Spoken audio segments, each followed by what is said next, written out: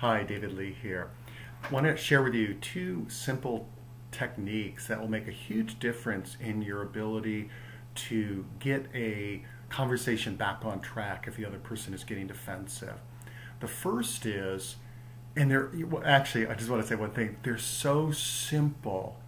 You might even say, oh, I know this already, but I would be willing to wager that you're not using these. At least that's been my experience over the years in working with a lot of people on how to have constructive conversations. So the first technique is if you see the other person getting defensive and you feel like you're sort of ships crossing in the night, you're not getting what the other one is saying, is to stop and paraphrase as a question. So simply saying, I just want to make sure that I'm getting you right. Are you saying, and then paraphrase back. And you think about what that does, if you've ever had somebody do that for you, and if you have, you're pretty lucky because most people don't. But you think about what that does. Number one, it tells you the person really cares about what you're saying and wanting to understand what it is that you're saying. And so that alone will help calm you down. Number two, if what they think you're saying is not what you're saying, then you get to clarify, and then hopefully the two of you get back on track. So that's number one. Number two, I'll do 1A, or 1B rather. 1B is, that technique is also really useful if you find yourself getting too intense, or what I describe as dialing up the convince-o-meter too high. You think about how you do this, where if we really want the other person to get our point of view, we get more intense and we try to be more convincing. And all that does is pushes the other person away. It just makes them want to fight back even stronger, or makes them want to emphasize their point. So we have sort of like dueling convince-o-meters being dialed up. So what I found over the years is when I catch myself doing that and I'm sort of like metaphorically leaning in to the conversation and trying to convince the person, is to pause and do, again, that paraphrase. And regardless of what it does for the other person, I find that it calms me down and it shifts my attention going from trying to convince to being receptive. And if you see that, what that little visual was, it was my cat Gus's tail getting in the way of the camera. This is not good. So that's number 1A and B. I'll try to pat Gus and keep him away. Stay away, little boy. Okay. 2, the second technique, is asking the other person to paraphrase what you said. And actually, I had one of my most rewarding and heartwarming bits of feedback I've ever had came from a lady who was part of a two-part series that I did in an organization on constructive conversations. And she said to me before the second program began that a technique that we talked about in the first program helped her with her husband. And more specifically, what happened was they were getting into an argument about something. And she said that they were going down their typical track of escalation. And she remembered one of the things that we talked about, which was to ask the other person to paraphrase. And she said something like, you know, honey, I get the feeling that maybe the way I'm trying to say what I'm trying to say isn't coming across right. Can you let me know what you think I'm trying to say? And when he paraphrased back, it was clear that her message wasn't getting received.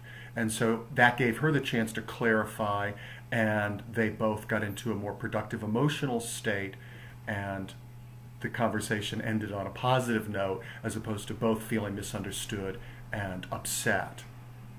Now, just one quick caveat before we wind up here, and that is sometimes people say, well, doesn't paraphrasing sound condescending or patronizing? And it can if it's done clumsily. So if you say something like, I can't believe you did that, blah, blah, blah. And you say like 2 sentences worth, and the other person says, it sounds like you're really angry. Well, that's kind of a, well, duh, how did you figure that out? That's not the kind of situation where you want to paraphrase. You paraphrase when it's either a complex message, either because of the complexity of the message itself, or the person has been talking a while, and so it takes a bit of condensing and compiling the different ideas and presenting it back in a coherent message to see if you've got it right. Or it's clear that there's some kind of confusion or frustration or feeling like the message isn't getting communicated. Let me give you an example. I just shared this example with a group that I worked with this week in response to the question that was brought up about paraphrasing sounding condescending. And I was sharing with them, I was doing a constructive conversations program to a large group of managers in a hospital, and this lady in the back raises her hand and says, this is all well and good in theory, so what's coming next is going to be rather critical. And then she said, but I found that paraphrasing doesn't work. People don't like paraphrasing because it sounds insincere and patronizing. Now I just want to stop for a moment. Notice what I think is a thinking error there, where she says people don't like paraphrasing. What she's really saying is I don't like paraphrasing, and then she's generalizing it to the general public. So, and she says a little bit more about that it sounds manipulative, et cetera, et cetera. So I said, okay, so in your opinion, paraphrasing, there's Gus's tail again, in your opinion, paraphrasing doesn't work, and so it's not a technique that you want to use because to you it sounds insincere. And she goes, yeah, exactly. And the whole group bursts out laughing because they get it, but she didn't. And so I didn't say, gotcha or nah. But I said, what I just did was paraphrasing. Did that sound patronizing or insincere or manipulative? And to her credit, where some people, they just have to be right and they wouldn't admit that it didn't. She said, no, it sounded fine. And so I shared with her, it sounded fine to you because, number one, my heart's in the right place. I really want to have effective communication with you. And number two, I didn't do it in a clumsy 1970s active listening format. Like, I hear you saying, in that sort of contrived sing-songy voice. So not to worry about paraphrasing sounding insincere or patronizing. Actually, if you want, you can email me, david@humannatureatwork.com, and I can send you a little worksheet or tip sheet that is part of the Constructive Conversations or Let's Talk for a Change seminar that gives some natural language openers for paraphrasing so it doesn't sound contrived. So now we're truly wrapping up. So simple, powerful techniques to get a conversation back on track. Either paraphrase what you think the other person is saying and do it as a question and then ask for confirmation, or ask the other person if you feel like they're not getting what you're saying, ask them to paraphrase. And actually, one last key, you notice how in the example I gave you with a lady and her husband, she didn't say, tell me what I just said, or I want you to paraphrase what I just said. Because you don't want the paraphrasing request to sound like you're quizzing them, seeing if they're really listening or they're really smart. That you want to make it clear that you're taking responsibility for your communication, which all smart communicators do.